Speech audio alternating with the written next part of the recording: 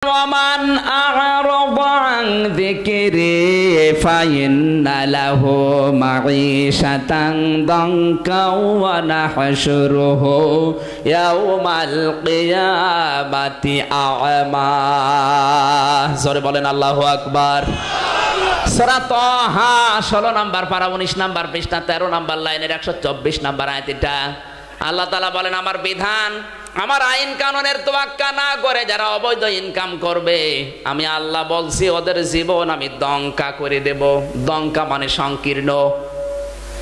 উন্নতি হবে দেখবে চর্মচোখে, হাজার কোটি টাকার মালিক হয়ে গেছে, কিন্তু ওর ভেতরে যদি মানবতা বিরোধী কোনো কাজ থাকে, ওর উপায়ের ভেতরে যদি মানব বিধ্বংসী কোনো উপায় থাকে, বাম হাতের ইনকাম থাকে, ওইটা ওকে আমি ভোগ করতে দেব না। গ্যারান্টি কার? আল্লাহর গ্যারান্টি। মিথ্যা হবে? সূরা তাহা 124 নম্বর আয়াত। দঙ্কার ব্যাখ্যায় এই শব্দগুলো আছে। আপনি অবৈধ ইনকাম করে পাহাড় পরিমাণ সম্পদ জমা হবে আপনার নামে, হাজার হাজার বিঘা জমি হবে, ব্যাংকের টাকা কোটি কোটি, কিন্তু এই টাকা এই সম্পদ আপনাকে ভোগ করতে আল্লাহ দেবে না। আল্লাহ যদি চ্যালেঞ্জ দেয়, কোন বাবা আপনাকে বাঁচাবে? আল্লাহর চ্যালেঞ্জ, দঙ্কা, ওকে আমি ভোগ করতে দেব না, ওকে আমি দুনিয়া থেকে বিদায় করব। ওটা ভোগ করার আগেই সবচেয়ে বড় ক্ষতি ওর যেটা, ও মারা যাওয়ার পরে ওই সম্পদগুলো ওর ছেলে মেয়ে, ওর আত্মীয় স্বজন অবৈধ পথে ব্যয় করবে। আর যতগুলো অবৈধ কাজ হবে, ওই গণাগুলোর আমল নামায় কবরে ফিলাক্সি লোড হয়ে যাবে। আয়াতটা একটু নিজের দিকে মিলান। আমার মনে হয় এইরকম আচরণ এখন দুনিয়ায় অনেকের জীবনের সাথে মিলে যাচ্ছে। কার কার সাথে মিলছে একটু হাত তোলেন তো। হাত তুলতে যে আবার নামিয়ে ফেলেছে, প্রায় হাত তুলে ফেলেছিল।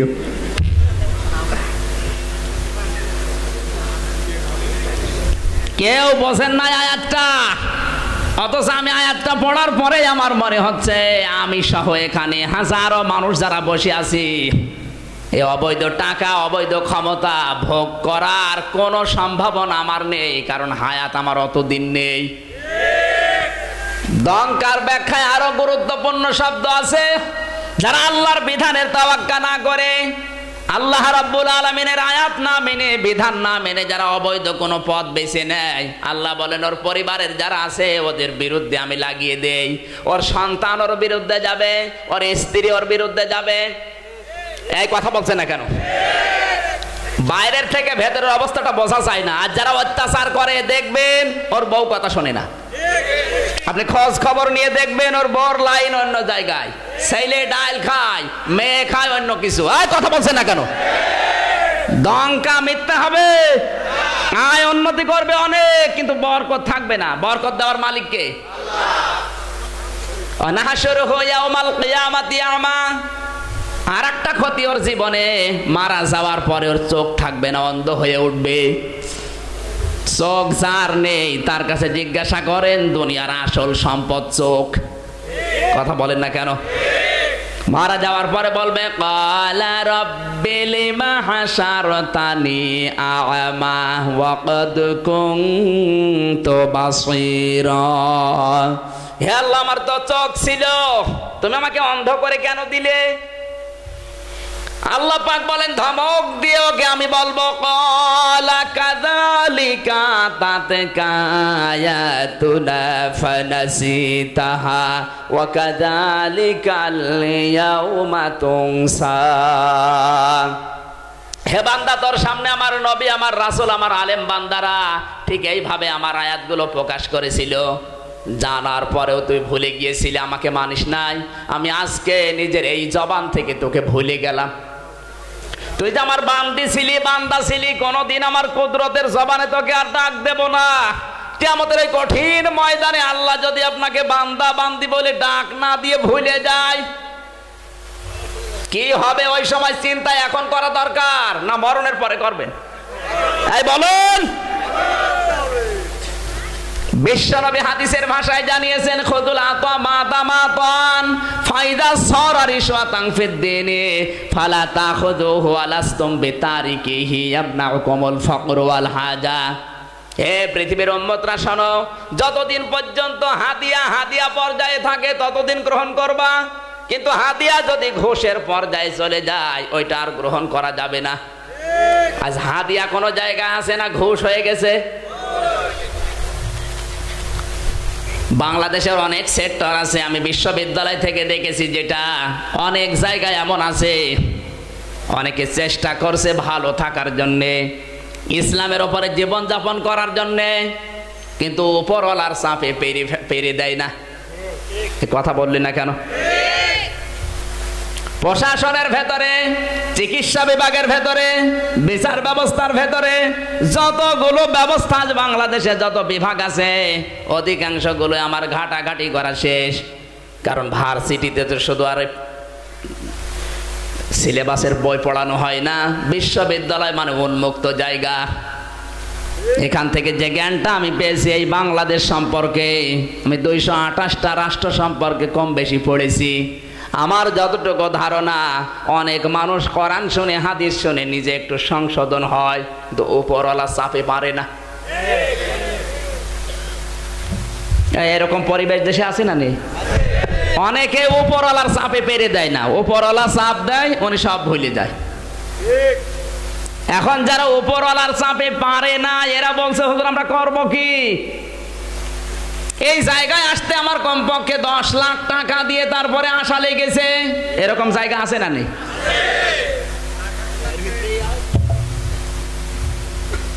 যে লোকটা উপর থেকে চাপ দিচ্ছে, উপরওয়ালা মানে মনে হয় আল্লাহ তাআলা। উপরওয়ালা মানে কি? যারা দায়িত্বে আছে স্টেপ বাই স্টেপে। আমি থানার ওসি, এসপি সবগুলোকে পড়িয়েছি আগে। বাংলাদেশের প্রায় 8 জন ওসি আমার ছাত্র। এদের কাছ থেকে যেটা দেখেছি, চেষ্টা করলে অনেকে পেরে দেয় না। উপরওয়ালা এক টেলিফোনে উল্টাপাল্টা করে ফেলে। জীবনের ঝুঁকি নিয়ে এত কষ্ট করে হিরোইন ধরে নিয়ে আসে, উপরওয়ালা হ্যালো ছেড়ে দিতে বাধ্য। এরকম জায়গা আছে না নেই? আজ ক্লিনিকগুলোর দিকে তাকান, হাসপাতালগুলোর দিকে তাকান, বিচার ব্যবস্থার দিকে তাকান। একটু তাকালেই দেখবেন চেষ্টা করছে নিচের লোকটা, কিন্তু উপরওয়ালার হ্যালোতে সব গেল। এই জন্য কিয়ামতের ময়দানে সবচাইতে বেশি শাস্তি হবে যারা উপরওয়ালা। কুল্লুকুম রাঈন ওয়া কুল্লুকুম মাসউলুন আন রাইয়াতিহি। আল্লাহর নবী বলেন প্রতিটি মানুষ কিন্তু দায়িত্বশীল, যার দায়িত্ব যত বড় তাকে ওই সম্পর্কে আগে প্রশ্ন করা হবে, এরপরে জান্নাত। এই বাগমারা থানায় যিনি দায়িত্বে আছেন, যতগুলো কর্মচারী তার আন্ডারে কাজ করে, কিয়ামতের ময়দানে ওসি সাহেবকে আল্লাহ এতগুলো সেনা সম্পর্কে প্রশ্ন করবে, তারপরে তার জান্নাত। কথা বলছে না কেন?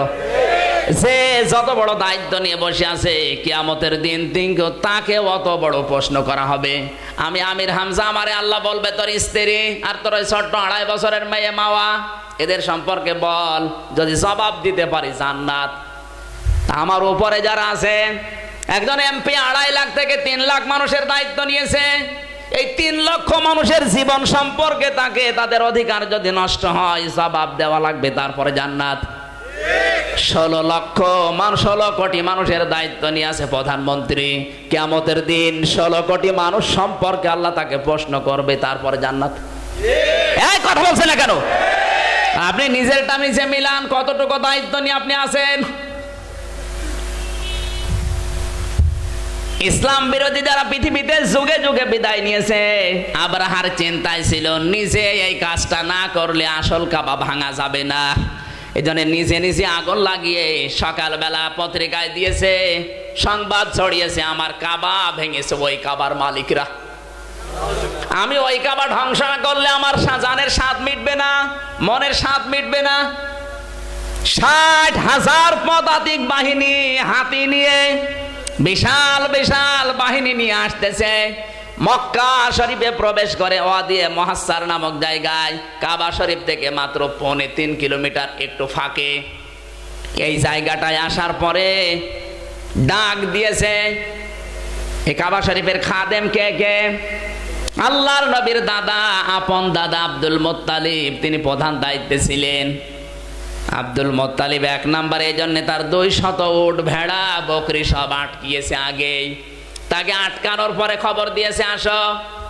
ও যখন গেছে বলছে তুমি কি? আমি দায়িত্বে আছি কাবা শরীফের খাদেমের, তুমি আমার উট ভেড়া এগুলো দিয়ে দাও। আবরাহা ডাক দিয়ে বলে, আব্দুল মুত্তালিব শুনেছিলাম তুমি জ্ঞানী মানুষ, আমি এসেছি কাবা শরীফ ধ্বংস করার জন্য, মনে করলাম তুমি আমার কাছে কাকতি মিনতি করবে না, তুমি তোমার নিজের ছাগল ভেড়া উট নিয়ে ব্যস্ত, তোমার তো বুদ্ধি বলতে কিছু নেই। আল্লাহর নবীর দাদা আব্দুল মুত্তালিব বলে, আবরাহা ছাগল ভেড়া উট গরুগুলোর মালিক আমি, এজন্য ওগুলো আমার দরকার ফিরিয়ে দেন। কাবার মালিক আমি না, আমি কাবার খাদেম। কাবার মালিক যিনি আমি তাকে বলেছি, তার যদি ইচ্ছা হয় সে কাবা রক্ষা করবে। সুবহানাল্লাহ বলতে পারেন না? এখানে একটা শিক্ষা আছে, কাবা শরীফের ভেতরে ওই সময় 360টা মূর্তি ছিল। আব্দুল মুত্তালিব কিন্তু একটা মূর্তির কাছেও কিছু বলে নাই। বলেছে? কাবার দরজা এবং হজরে আসওয়াদ পাথর যেখানে এই একটুখানি ফাঁকা জায়গা, এই জায়গার নাম মুলতাজিম। আল্লাহর নবী বলেন, কেউ যদি এই দরজাটার পাশে ধরে দোয়া করে, মহান আল্লাহ ওই দোয়া ফেরত দিতে লজ্জাবোধ করে।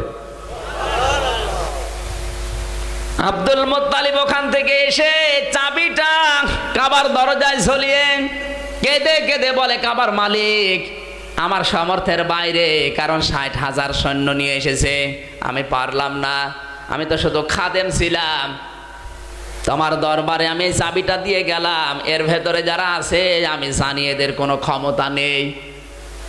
আব্দুল মুত্তালিব জানতো 360 জন বসে আছে দেবতা, কেউ কিছু করতে পারে না, এজন্য কাবার মালিক একজন, তার হাতে আমি চাবি দিয়ে গেলাম, তুমি কাবাটা রক্ষা করো। নিজের আশপাশে আত্মীয় স্বজন যারা আছে তাদেরকে নিয়ে নিরাপদ এক পাহাড়ে আশ্রয় নিলেন, কারণ আল্লাহর গজব নাজিল হবে এখানে কোনো সন্দেহ নেই। যে হাতিটা সামনে ছিল হাতিকে পিটাচ্ছে, নাম তার মাহমুদ। তাফসিরে ইবনে কাসিরে লিখেছে এই হাতির নাম ছিল মাহমুদ। যত পিটায় হাতি সামনে যেতে চায় না, কারণ হাতি জানে যেখানে নিয়ে যেতে চায় আল্লাহর ঘর কাবা। কথা বলেন না কেন? বন্য প্রাণী যারা, এদের অভ্যাস হচ্ছে যেখানে যেটা যেতে চায়, সামনে যে লিডার থাকে ও যদি কোনো দিকে যায় সবাই যাবে সেদিকে। সামনের যেটা ও যেহেতু বসেছে, পেছনে যারা ছিল সব বসে গেছে। এত পিটায় উঠতে চায় না। একটা হাতি বন্য প্রাণী, সে আল্লাহর ঘর কাবা শরীফ চেনে। কথা বলুন।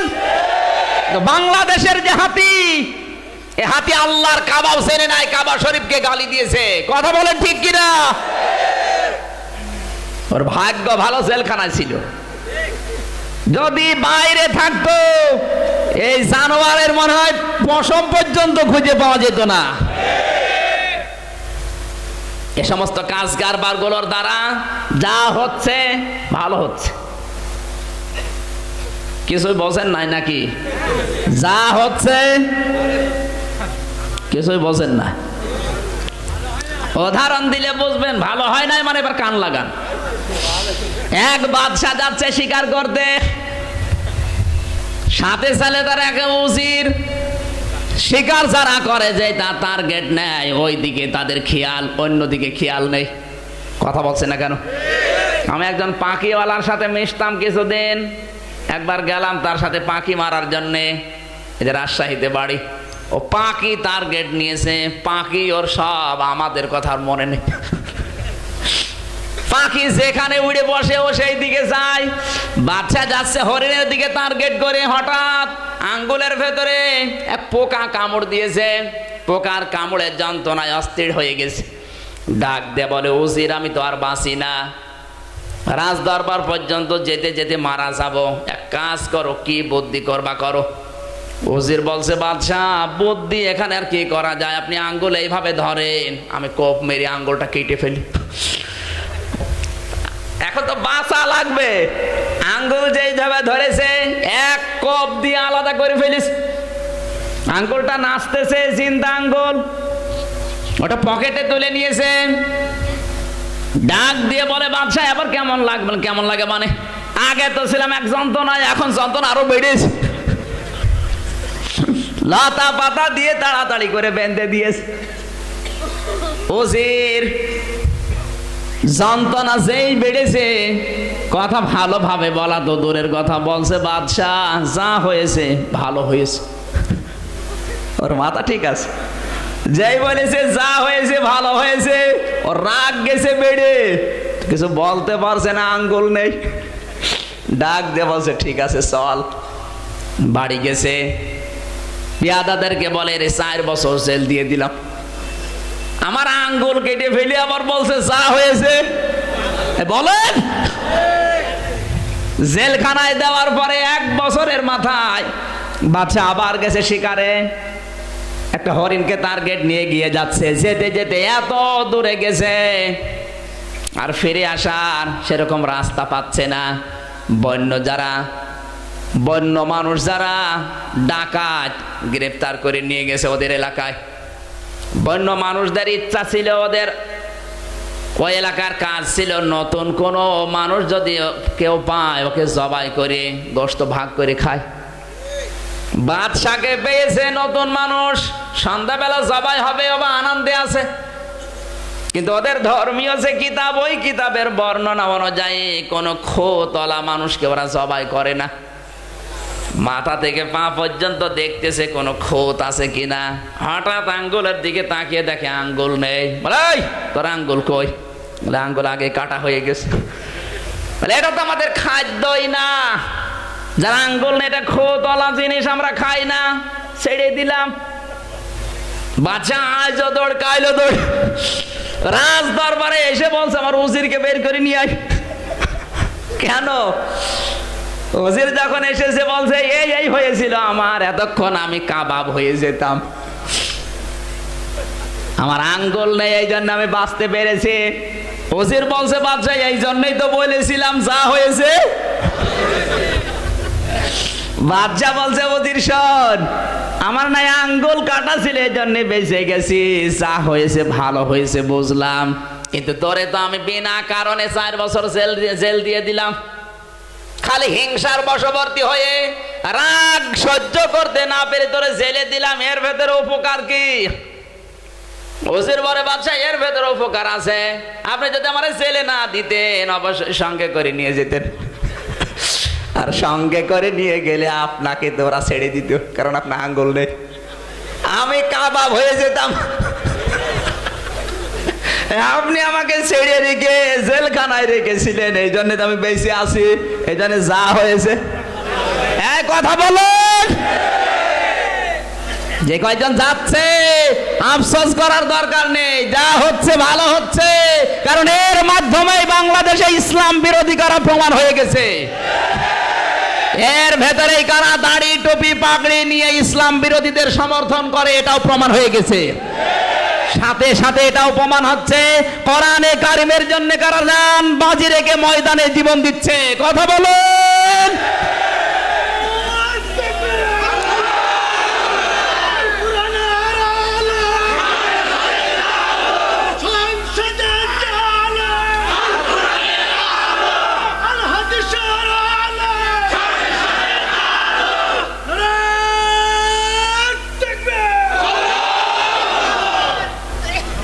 যা হয়েছে আর বলা লাগবে? কে যেন বলল না যা হয়েছে ভালো হচ্ছে। আল্লাহ আমানু ওয়া ইয়াত্তাখিযা মিনকুম শুহাদা ওয়াল্লাহু লা ইউহিব্বুজ জালিমিন। সূরা আলে ইমরান 140 নম্বর আয়াত, 4 নম্বর পারা 6 নম্বর পৃষ্ঠা 15 নম্বর লাইনে আছে। আল্লাহ বলেন কিছু মানুষকে আমি পছন্দ করি, এই মানুষগুলোর জীবন আমি আল্লাহর কাছে ভালো লাগে, তখন এদের শাহাদাতের মরণ দিয়ে আমার কাছে নিয়ে আসি। তো যুবক মানুষ চলে যাচ্ছে আর অনেক শয়তান চামড়া জড়ো হয়ে যায়, আজরাইল দেখে না ওরে। কথা বলুন, ওর মরণ আছে, ও মরবে না। জীবনটা আল্লাহর কাছে যাওয়ার জন্য আল্লাহর পছন্দ হওয়া লাগবে। আমার ভাইরা, আল্লাহ রাব্বুল আলামিন জান্নাত থেকে এক দল আবাবিল পাখিকে জাহান্নামের কিছু পাথর ওদের মুখে দুই পায়ের সাথে লাগিয়ে বললেন, যাও, আমার কাবা ধ্বংস করার জন্য এসেছে, ওই জায়গায় ওদেরকে পিষে ফেলো। আল্লাহ রাব্বুল আলামিন বলেন, পাখিগুলো শুধু এসেছে, একটা একটা করে পাথর শুধু ছেড়ে দেয়। তাফসীরে কিন্তু প্রতিটি পাথরের গায়ে লেখা ছিল, এটা পড়বে অমকের বাবা অমকের বাবার গলায়, এটা পড়বে অমকের ছেলে অমকের ছেলের গলায়। যেই পাথরের গায়ে যার নাম লেখা আছে ওইটা ওর উপরেই পড়ে, যেখানে পড়ে ওই জায়গা দিয়ে পাতলা পানি বের হয়ে মারা যায়। এমন ভাবে মিশে যাচ্ছে মনে হচ্ছে এখানে কিচ্ছু নেই, মাটির সাথে মিশে তুষ হয়ে গেছে। এ গজব কার? গজব কার? একটা পাখি লক্ষ্য করে দেখে আমার মুখে এই পাথরটা, কিন্তু এর যে নামটা লেখা ওই লোকটা কই, ওরে খুঁজে পাওয়া যাচ্ছে না। ও দৃশ্য দেখে আগেই পালিয়েছে। পাখি ওকে দেখছে দৌড়াচ্ছে, ওর পেছনে ধাওয়া করতে করতে যে দেখে এক গাড়িতে এক ঘরের ভেতরে প্রবেশ করছে, পালাচ্ছে। ওই ঘরের বারান্দায় পাথরটা মুখ থেকে ছেড়েছে, ওখানেই মারা গেছে।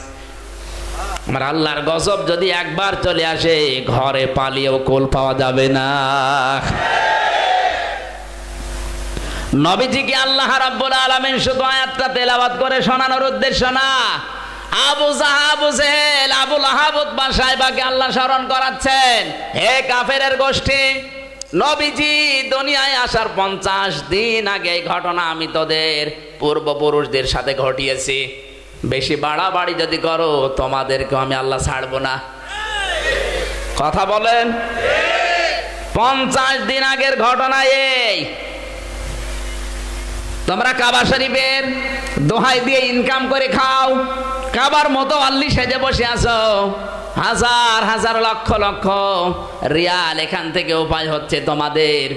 সাবধান হয়ে যাও, আমি যে নবীকে পাঠিয়েছি এ কাবার মালিক আমি, আমার নবী পাঠালাম, তার প্রতি বিশ্বাস না করে তার আনিত কিতাব না মেনে মন মতো জীবন চালাবে।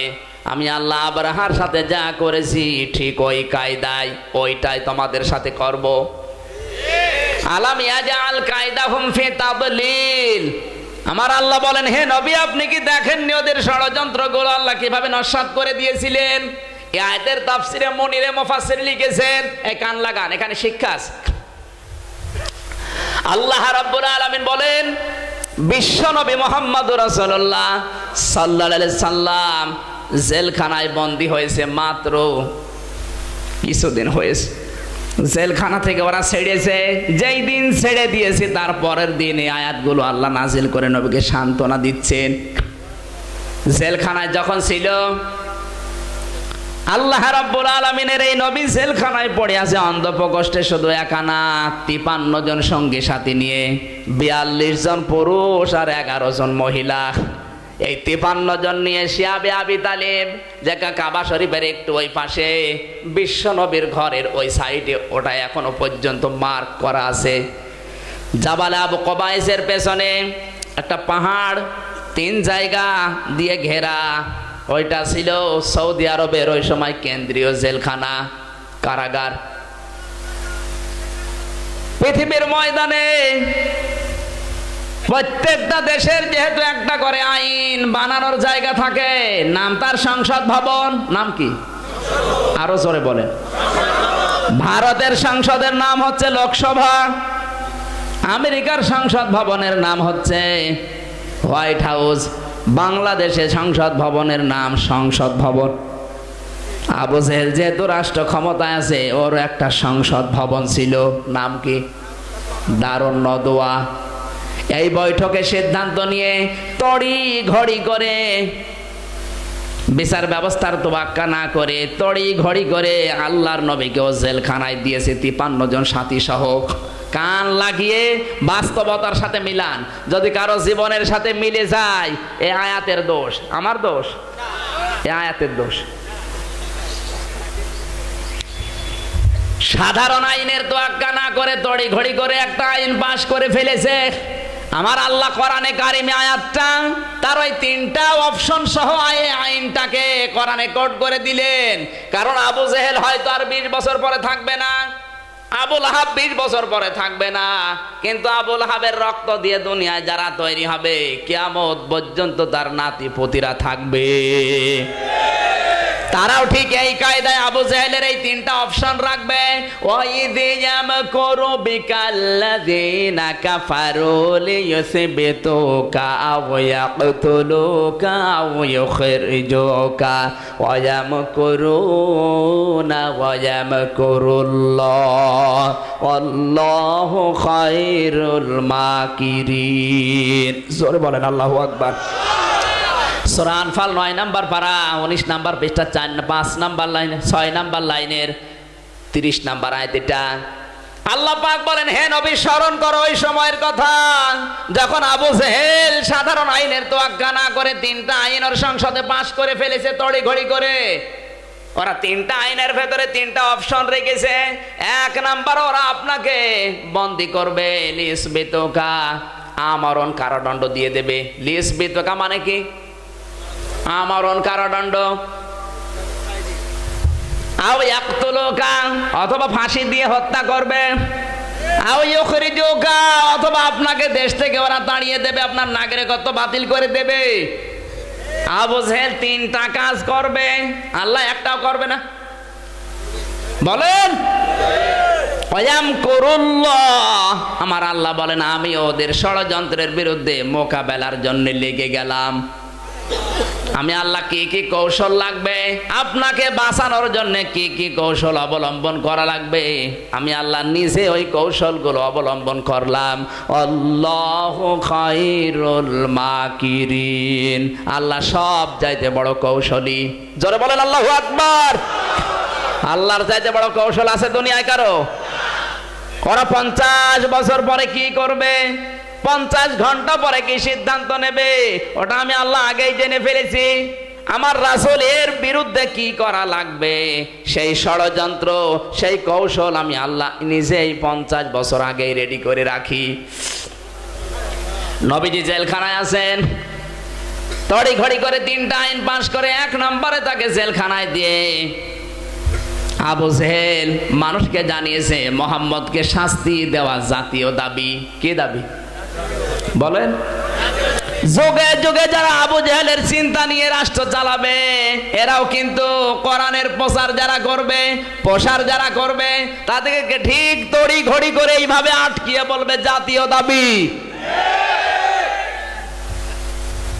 আপনি একটা একটা করে খাপে খাপে মিলাবেন, মিলে যাবে, নাই হাদিস বাদ দিয়ে দেব, এই আয়াত বাদ থাকবে।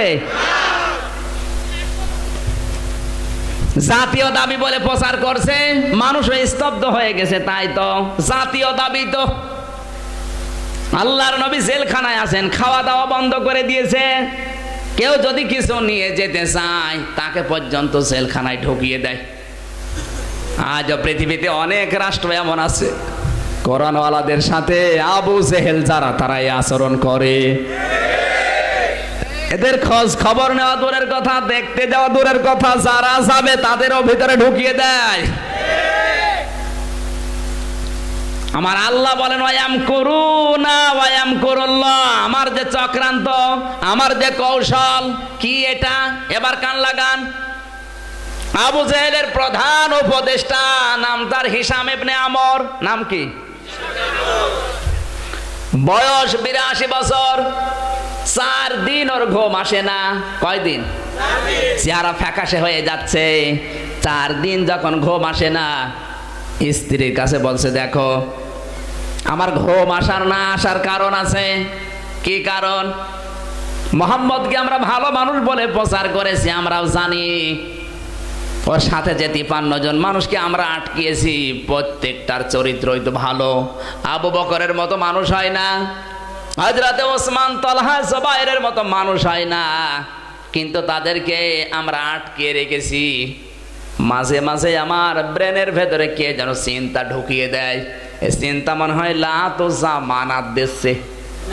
কে? আল্লাহ বলেন আমার ষড়যন্ত্র পুরা ভিন্ন। আবু জেহেলের প্রধান উপদেষ্টা নাম হচ্ছে হিশাম ইবনে, বলেন। স্ত্রীর কাছে যখন বলেছে, স্ত্রী বলে চুপ করো, তুমি এই কথা আর উচ্চারণ করবা না, কারণ আবু জেহেল যদি তোমার এই কথা জানতে পারে তোমাকে বাদ দিয়ে দেবে।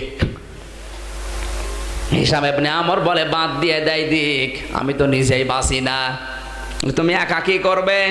আমি একা না, আমার এই মনের কথাগুলো আমি একজনকে জানাবো। ওই রাতে শীতের সময় লাঠি ভর দিয়ে বুড়া মানুষ কাঁপতে কাঁপতে গেছে, যার কাছে গেছে তার নাম জুহাইর ইবনে আবু উমাইয়া। ও ছিল আবু জেহেলের এমন মানুষ, যখন যা বলেছে ওই লোকটা তাই করেছে।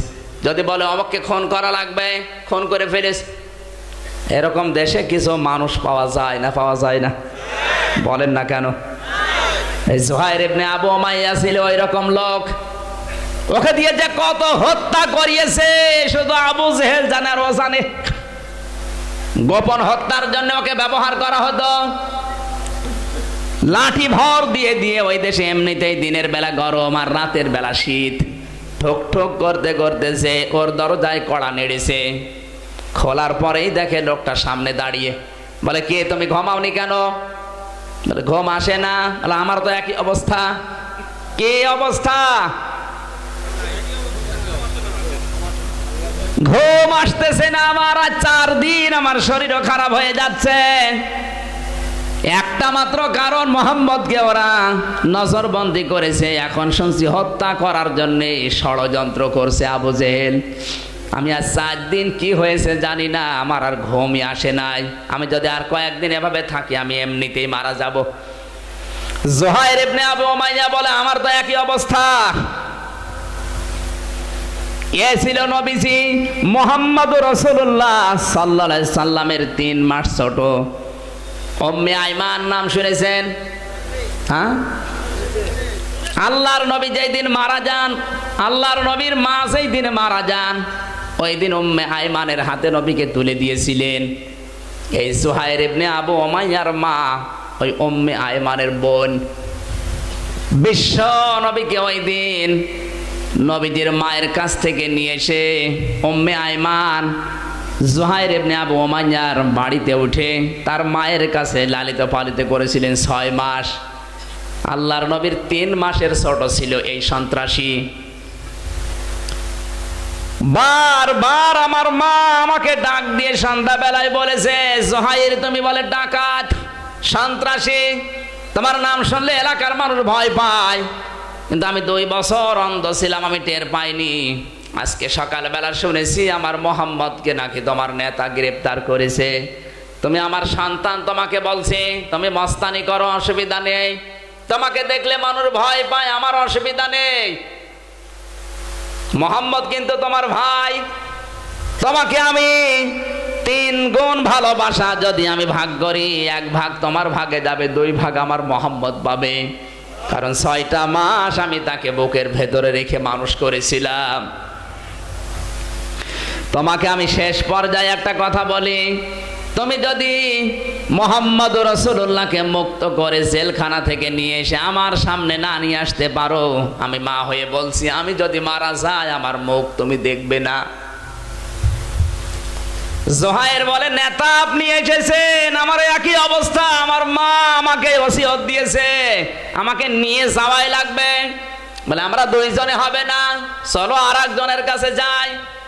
2 জন মিলে রাতের বেলা গেছে মতিন ইবনে আদি, আর এক সন্ত্রাসী, আবু জেহেলের টাকা কামাই করা মেশিন। এরকম অনেক নেতা বাংলাদেশে আছে, কিছু সন্ত্রাসী পালন করে। এই কথা বলছে না কেন? নিজে কোনো অন্যায় অ্যাক্টিভ না, কোনো অপরাধে অ্যাক্টিভ না, এগুলো দিয়ে চালায় টাকা কামাই করা মেশিন। রাজশাহী নেই, সব কুষ্টিয়ায় আছে। এই লোকটার নাম ছিল মতিউম ইবনে আদি। ওর ঘরের কড়া নাড়ানোর পরেও বেরিয়ে এসেছে, ডাক দিয়ে বলে কি এত রাতে 2 জন বড় বড় মহান মানুষ। বলে আমরা এমনি আসি নাই, ঘুম আসে না আমাদের। কিসের কারণে? মোহাম্মদকে গ্রেফতার করে জেলখানায় দিয়েছে, আমরা জানি যে সে ভালো মানুষ, এখন শুনছি তাকে মেরে ফেলবে। তুমি বলো কি করা যায়? মতিম বলে আমার অবস্থা একই, তোমরা দুইজন এসেছো, আর সারা দিন আমার তিনটা ঘটনা ঘটেই গেছে। এই মোহাম্মদকে বন্দী করার 15 দিন আগে আমার যে সন্তানটা এখন দেখতে পাও 3 বছর 15 দিন বয়স, এই 3 বছর মোহাম্মদকে আমরা আটকিয়ে রেখেছি জেলখানায়। এই সন্তানটা হওয়ার 15 দিন পরে মোহাম্মদ এসেছিল আমার বাড়িতে। ওর মুখ থেকে মুখের লালা আমার এই সন্তানের মুখে দিয়েছিল। ওই দিন থেকে আমার সন্তানের মুখ দিয়ে আতরের ঘ্রাণ বের হয়। ওর ওই যে মুখ দিয়ে যে থুতু আসে, ওইটা যদি কেউ পানিতে গলিয়ে কোনো রোগের নিয়ত করে খায়, ভালো হয়ে যায়। এতগুলো কথা বলতেছে আর চোখ দিয়ে পানি ঝরছে, এত বড় সন্ত্রাসীর। 2 নম্বরের বিষয়, আমার বউ আমাকে আজকে জানিয়েছে, আমার এই ছেলেটা মাঝে মাঝে যে কথাগুলো বলে প্রায় কথাই সত্য হয়, কারণ জন্মের 5 মাসের ভেতরে আমার সন্তানটা কথা বলা আরম্ভ করেছে।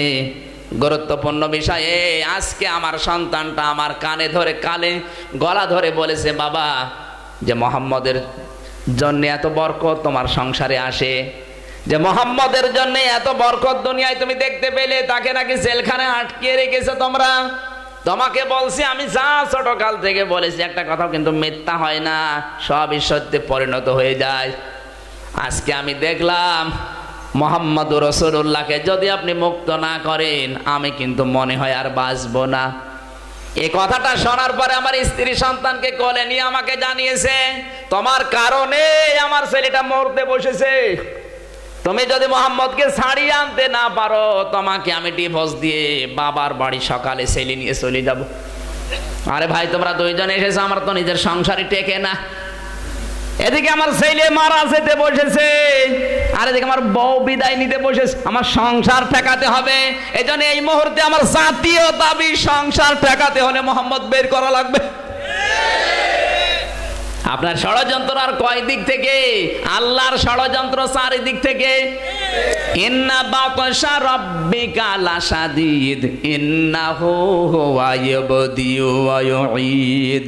আল্লাহ বলেন, আমি কাউকে ধরি না, ঢিল দিতে থাকি, কিন্তু যদি কাউকে ধরি ওরে আর ছাড়ি না। কথা বলুন। আল্লাহর ধরা দেখেছেন? ফেরাউনকে ধরেছিল, চুবিয়ে মেরেছে।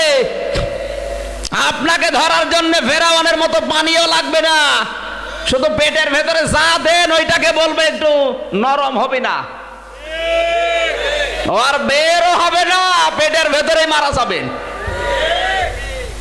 এই জন্য যা আমরা গিলতেছি, যা পেটের ভেতরে দিচ্ছি, যা বিভিন্ন জায়গায় দেওয়া হচ্ছে, আন্দাজ করে দেওয়া দরকার তল দিয়ে বের হবে কিনা।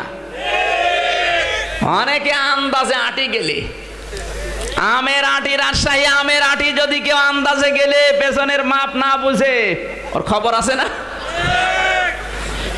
চিড়িয়াখানায় এক স্বামী আর স্ত্রী গেছে, একটা কলা হাতে করে দাঁড়িয়ে আছে। বানর কলাটা নিয়েছে, মুখে না দিয়ে দিয়েছে পেছনে। স্ত্রী বলছে, আমার স্বামী আমারে দিলে, আমি না খেয়ে দিলাম বানরকে, আর মুখে দেবে না দিয়ে পেছনে দিলে হয়তো বিয়াদব বানর, এর মালিকও বিয়াদব। কোথায় এই মালিক? মালিক এসে বলছে, আপা চিল্লাবেন না। আপনাদের মতো আগে কয়েকদিন আগে কয়েকটা লোক এসেছিল, ওরা আমার বানরকে একটা আম দিয়েছে, রাজশাহীর ন্যাংড়া আম। ও আমটা নিয়ে আমার বানর একবারেই মুখে দিয়েছে, তো পেটের ভেতর থেকে আর বের হয় না। এত কষ্ট পাচ্ছে আমার বানর, 3 দিন খাওয়া দাওয়া বন্ধ। শেষ পর্যন্ত রাজশাহী লক্ষ্মীপুরে নিয়ে ওর পেছনে সিঁড়ি আম বের করি, ওই আটি। এরপর থেকে আমার বানরকে যারা কিছু দেয়, ও আগে মুখে দেওয়ার আগে পেছনে দিয়ে দেখে যে বের হবে কিনা। হাসির খোরাকি দেয়নি। যা করছেন, যতটুকু করছেন হিসাব করে করা দরকার, যে আটি আবার বের হবে কিনা। অনেকে আন্দাজে হাউমাউ করে খেয়ে ফেলে, বের হওয়ার চিন্তা নেই। 3 জন মিলে বলে, দেখো আমাদের সংসার ঠেকাতে হলে এখন এই করা লাগবে। 3 জনে হবে না, চলো আমরা আরেকজনের কাছে যাই। যার কাছে যাচ্ছে ওর নাম মুখতার ইবনে হিশাম, ও ছিল আবু জেহেলের বডিগার্ড, খালাতো ভাই। 1 মাস ধরে অসুস্থ পড়ে আছে। 3 জন যে এই ঘরে যায় ধাক্কা দিয়েছে। কে? আমরা 3 জন, নাম বলেছে, বেরিয়ে এসেছে। কে এত রাতে ঘুমাওনি কেন? বলে ঘুম আসে না। আজ 1 মাস অসুস্থ, কোনো ঔষধে কাজ হয় না, নেতার কাছে যেতেও পারি না, আমার চাকরিও যায়। কিন্তু আমার মা আজকে উটনির কিছু দুধ আর মধু এটা আমার হাতে দিয়ে বলে, দেখো টাকা পয়সা তো খরচ করলাম কম না, এক কাজ করো, মোহাম্মদ যেই কালেমার দাওয়াত দেয় ওই কালেমা পড়ে মধুটা খাও। পড়তে মন চাচ্ছিল না, তারপরও পড়ে মধুটা খেয়েছি। 1 ফোঁটা মধু ভেতরে যেতে দেরি, আমার অসুখ ভালো হতে দেরি হয়নি। 1 মাস আমি ঘুমাতে পারিনি। আজকে যখন মধু খাওয়ার পরে মোহাম্মদের কলেমায় কাজ হয়েছে, আনন্দে আমার ঘুম আসে না। তাহলে কি করতে চাও? করবো আর কি, মোহাম্মদকে মুক্ত করা লাগবে। যার কলেমায় আমি ভালো হয়ে গেছি, গ্রহণ করে নিলে আমার দুনিয়া ভালো হয়ে যাবে। ঠিক আছে চলো, 4 জন মিলে হবে না, আর একজনকে লাগবে। ওরা 4 জন মিলে গেছে। যেই লোকটার কাছে, তার নাম ছিল জাইমা ইবনে আসওয়াদ। জাইমা ইবনে আসওয়াদ ইবনে আব্দুল মুত্তালিব। এই লোকটা ছিল মুরব্বী, কিন্তু ঠান্ডা মাথার খনি। ঠান্ডা মাথার খনি বাংলাদেশে আছে না নেই? ইসলামের বিপক্ষে বুদ্ধি দিত, বুড়া খুনে, কিন্তু বুদ্ধি বের করতো সব। এই লোকটার পরিচয় হচ্ছে জাইমা। জাইমার যে মা হযরতে হালিমা সাদিয়া রাদিয়াল্লাহু তাআলা আনহার ছোট বোন। আল্লাহর নবী মুহাম্মদ রাসূলুল্লাহ যখন হালিমার বাড়িতে থাকতেন, এই জাইমার মা যুবতী মানুষ, তখন মাঝে মাঝে হালিমার বাড়িতে এসে রাত কাটাতো, বিশ্ব নবীকে কোলে নিয়ে আদর করত। জাইমার মা শুনতে পেরেছে নবী মুহাম্মদ রাসূলুল্লাহ জেলখানায়, ডাক দিয়ে বলে, জাইমা, আমি মুহাম্মদ রাসূলুল্লাহকে চিনি, তাকে ছোটবেলায় কত আদর করেছি। শুনলাম জেলখানায় আছে তোমাদের সরকারের আন্ডারে, তোমাকে বলছি আমি মা হয়ে, তুমি সরকারের দলে আছো, যদি এই মুহূর্তে তাকে মুক্ত করে আমার কাছে নিয়ে আসতে না পারো, আমি মা হয়ে বলছি তোমার কোনোদিন পরিচয় আর দেব না। কারণ আমি গত রাতে স্বপ্ন দেখেছি মোহাম্মদ মারা গেছে। জোরে বলেন নাউজুবিল্লাহ। লোকটা বলে, ভাই আমি করবো কি, তোমরা 4 জন এসেছে, এদিকে আমার সংসার, আমার মা আমার নামে বরদোয়া দিতে আছে, আজকে এই ভেতরে যদি আমি বের করতে না পারি, কিন্তু আমি যাবো কি করে? ওর কাছে গেলে তো উল্টা বুঝবে। 5 জন মিলে একটা পাহাড়, হাজ্জান নামক পাহাড়ের উপরে উঠেছে। আপনি লিখে নেন, হাজ্জান নামক পাহাড়ের উপরে 5 জন রাতের বেলা হাতের উপরে হাত দিয়ে শপথ বাক্য পাঠ করছে। এই যে 5 জন এক জায়গায়, বিবেক এবার খাড়া করেন। এই যে 5 জন এক জায়গায়, হিশাম ইবনে আমর, জুহাইর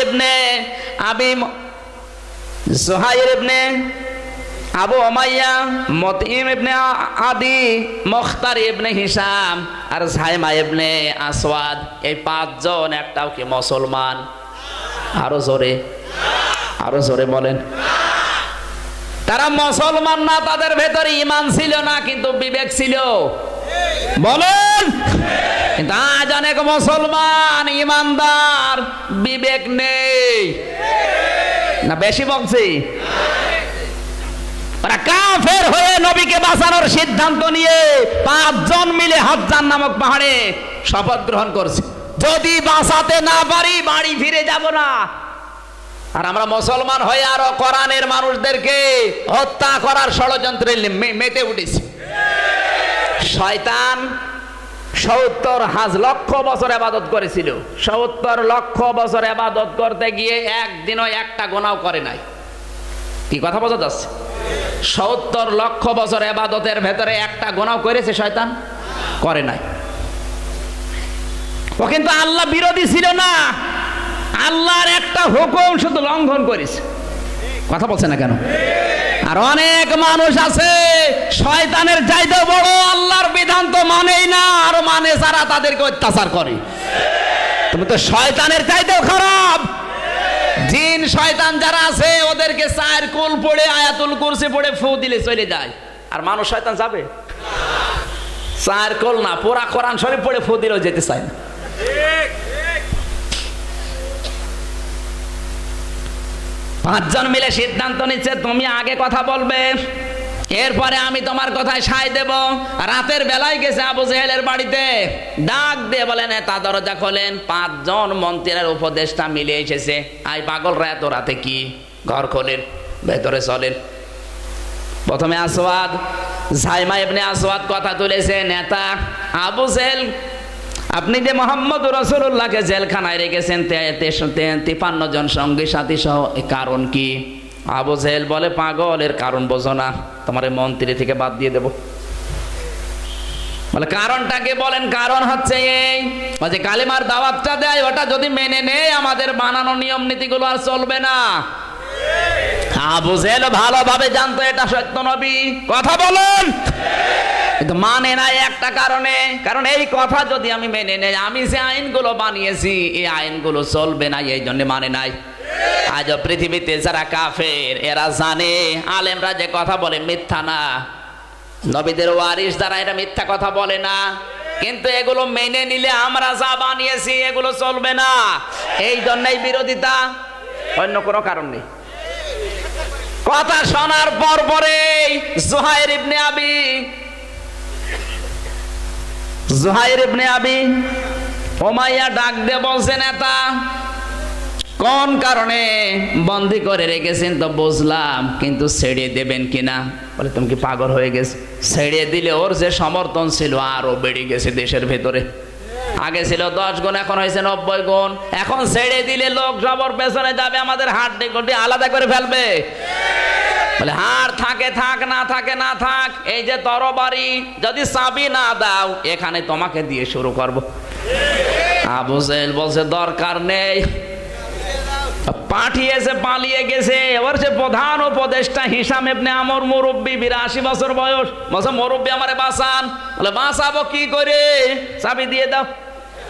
আবু জেহেল বলছে কথার সুর তো সব একরকম, কথার সাইজ স্টাইল সব একরকম, সব পরামর্শ করে এসেছো। আমি বাঁচাতে পারলাম না, তাড়াতাড়ি চাবি দাও। তোমার কথায় কত মানুষ হত্যা করেছি আমি নিজেও জানি না। তুমি জানো আমার তরবারি যদি একবার কারো পরে ওঠে ওটা আর ফেরত যায় না। যদি এই কাজ না করো সঙ্গে সঙ্গে তোমাকে এই মাথা নিয়ে মোহাম্মদ রাসূলুল্লাহর পায়ে দেব। তাড়াতাড়ি ভয়ের চোটে চাবি দিয়ে দিয়েছে। চাবিটা নিয়ে 5 জন চিৎকার করতে করতে দৌড়াচ্ছে জেলখানার দিকে। বিশ্ব নবীকে আজ মুক্ত করা হবে। মক্কার বৃদ্ধ লোকেরা লাঠি ভর দিয়ে দৌড়াচ্ছে। মক্কার মেয়েরা যারা দুধ পান করতো, ছোট ছোট বাচ্চারা, মা ডাক দিয়ে বলে বাচ্চা দুধ পান পরে করবি, আগে মোহাম্মদ রাসূলুল্লাহর মুক্তি হবে, চলে মুক্তির মিছিলে শামিল হয়।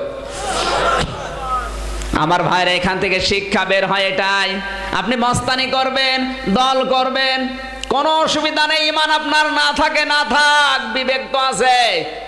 নিরপরাধ কোন মানুষের উপর অত্যাচার হলে আপনার বিবেকটা অন্তত কাজে লাগান।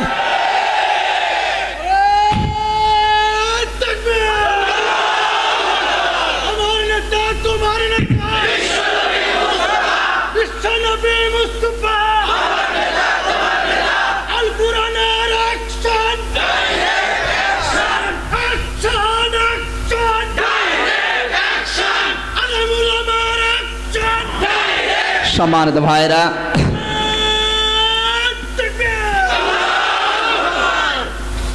হিশাম ইবনে আমর তার স্ত্রীর কথা, সম্মানিত মা বোন যারা এসেছেন, আপনি কোন দল করেন ওটা আমার দেখার দরকার নেই। স্ত্রী হিসাবে আপনার দায়িত্ব, আপনার স্বামী যদি কোনো দলে থাকে তাকে বলেন নিরপরাধ মানুষের, মজলুম মানুষের পাশে দাঁড়াতে। একজন কাফেরের স্ত্রী হয়ে স্বামীকে পাঠিয়ে দিচ্ছে, আর মানে মুসলমানের স্ত্রী হয়েও নিজের স্বামীকে একটু উদ্বুদ্ধ করতে পারেন না।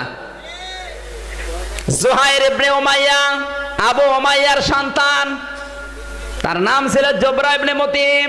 ছোট্ট বাচ্চা, 3 বছর 15 দিন বয়স। ডাক দিয়ে বলে বাবা, তুমি তো জানো আমি ছোটকাল থেকে যা বলেছি সব সত্য হয়ে যায়। তুমি যদি এই নিরপরাধ মানুষের পক্ষে না দাঁড়াও, আমি কিন্তু কয়েকদিনের ভেতরে মারা যাব। তোমাকে বাবা বলে আর কেউ ডাকবে না। ছোট্ট ছোট মাসুম বাচ্চা যারা আছেন, ছোট ছেলে হোক মেয়ে হোক, আপনার উচিত আপনার বাবা, আপনার বড় ভাই, যারা কোনো দায়িত্বশীল, এই মানুষগুলোকে জবরার মতো এই ওসিয়তটা করা যায়, বাবা আপনি দলে আছেন, নিরপরাধ মানুষের পেছনে দাঁড়ান। কথা বলেন না কেন? স্ত্রী যারা আছেন স্ত্রী হিসাবে আপনার দায়িত্ব এই, মা যারা আছেন আপনার সন্তানকে ওসিয়ত করেন মুতিঈম ইবনে আদির মার মতো, হে বাবা তুই যদি সত্যের পক্ষে না দাঁড়াস, তুই যদি নিরপরাধ কোনো মানুষের পক্ষে না দাঁড়াস, তাহলে আমাকে মা বলে ডাকবি না। আপনি এই সমস্ত ওসিয়তগুলো সন্তানকে করেন। 5 জন মিলে যখন জেলখানার তালা খুলেছে, নবীজি দাঁড়াতে পারেন না, হিশাম ইবনে আমরকে ধরে যখন দাঁড়িয়েছে, তাকিয়ে দেখে বিশ্ব নবীর পেটের ভেতরে পাথরের টুকরা বাঁধা। আল্লাহর নবী 3 বছর একাধারে জেলখানায় আছেন, খাবার নেই, পানি নেই, পাহাড়ের ওই ছোট্ট ছোট্ট গাছের পাতা খেয়ে খেয়ে পায়খানা পর্যন্ত ছাগলের নাদির মতো হয়ে গেছে। ইসলাম এইভাবে এসেছিল।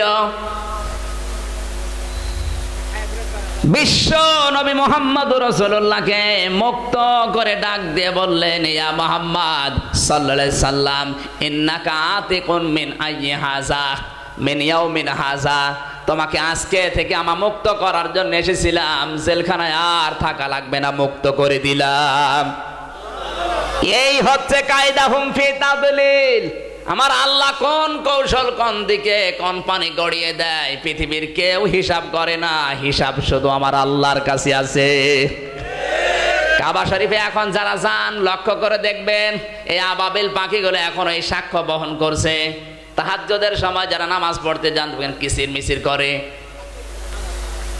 3:30টার সময় একবার যে দেখি কিসির মিসির আওয়াজ হচ্ছে।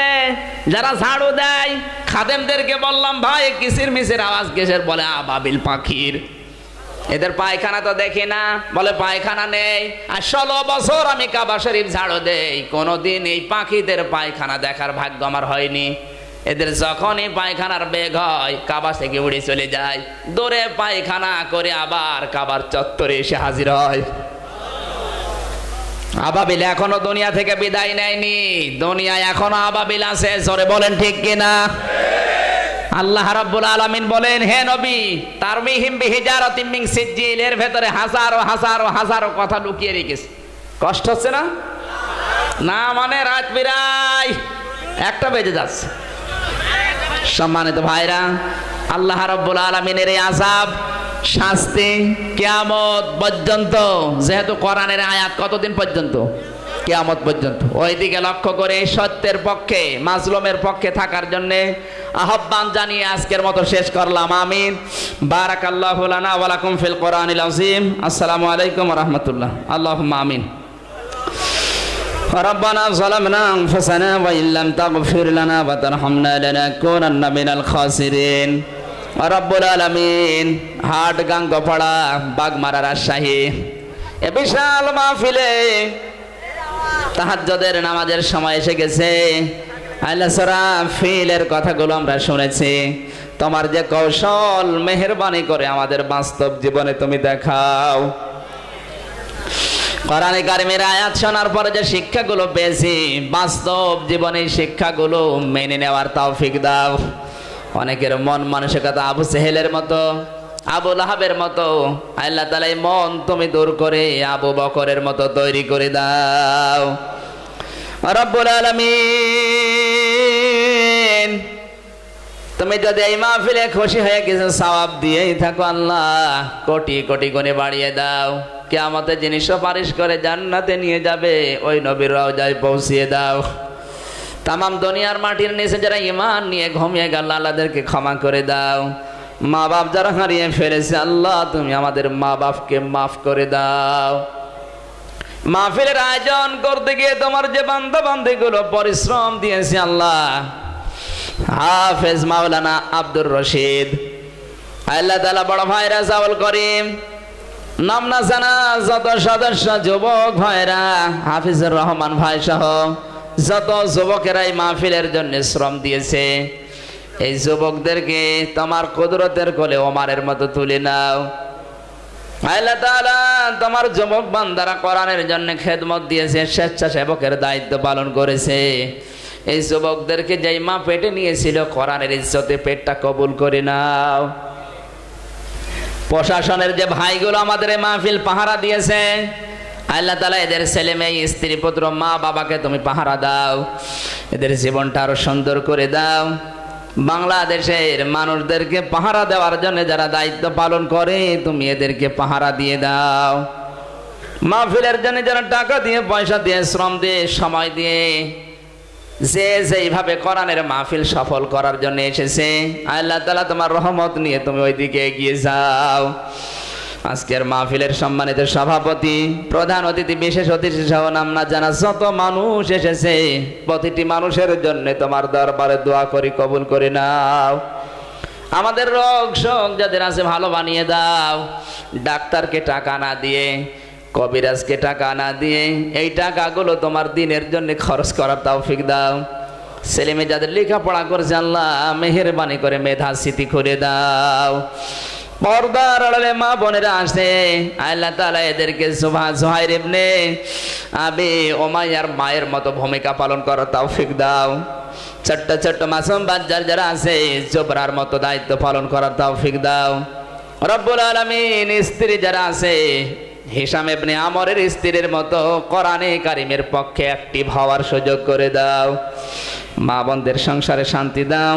ছেলে মেয়ে যাদের দিয়েছো চোখের শীতলতাকারী বানিয়ে দাও। এই মাহফিলটা আগামীতে কোরআনের জন্য বিশাল আকারে মঞ্জুর করে নাও। রব্বুল আলামিন তোমার কৌশল আলাদা, কি দেখাবে আমরা জানি না। সূরা ফিল আমরা এমনি পড়ি নাই, আলাম ইয়াজআল কায়দাহুম ফি তাদলিল আমরা দেখতে চাই। রব্বুল আলামিন মুসলমানদের ঈমানের পরীক্ষায় তুমি মেহেরবানি করে সাহায্য পাঠাও।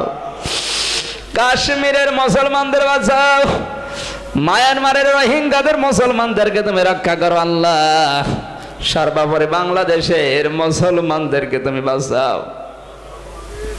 আমাদেরকে পানি দিয়ে মারো, রোগ দিয়ে মারো, জলোচ্ছ্বাস দিয়ে মারো। রব্বুল আলামিন তুমি কাফের মুশরিকদের হাতে আমাদের মার খাওয়িও না। রব্বুল আলামিন আমরা আর কত মার খাবো আল্লাহ। আমাদের ঈমানটা তুমি মজবুত বানিয়ে দাও। সূরা ফিলের বাস্তব নমুনা আমরা দেখতে চাই। আল্লাহ তাআলা যা ছিল শব্দ বলতে পারলাম না, এর বাস্তব যে শিক্ষাটা তুমি দিতে চেয়েছো ও শিক্ষা তুমি বাংলাদেশে দিয়ে দাও। আলহামদুলিল্লাহি রাব্বিল আলামিন। রব্বুল আলামিন তোমার যে বান্দাগুলো শ্রম দিয়ে পরিশ্রম দিয়ে এ বিশাল আয়োজনে সমর্থন জানিয়েছে, বড় ভাই জাকেরুল ইসলাম শান্টু অনেক খেদমত করেছে এই মাহফিলের জন্য। আল্লাহ তোমার এই গোলামকে তুমি ইসলামের জন্য কবুল করে নাও। আল্লাহ তাআলা রেজাউল ভাই সহ আব্দুর রশিদ ভাই সহ নাম না জানা যারা সারাদিন সারা রাত পরিশ্রম করছে এই প্রোগ্রামে, কোরআনের জন্য এদেরকে তুমি বরকত দান করো, এদের জীবনটা তুমি সহজ সরল করে দাও। আমরা এই নিয়তে হাত নামাচ্ছি, সূরা ফিলের বাস্তব নমুনা আমরা দেখতে চাই। আলহামদুলিল্লাহি রাব্বিল আলামিন। হক লা ইলাহা ইল্লাল্লাহু মুহাম্মাদুর রাসূলুল্লাহ। আসসালামু আলাইকুম। 50,000 টাকা দান করেছে, একটু এমপি আপনাদের এমপি মহোদয় 50,000 টাকা পাঠিয়েছে এই মাহফিলের জন্য। জোরে বলেন আমিন। আল্লাহ তার এই গোলামের দান যেন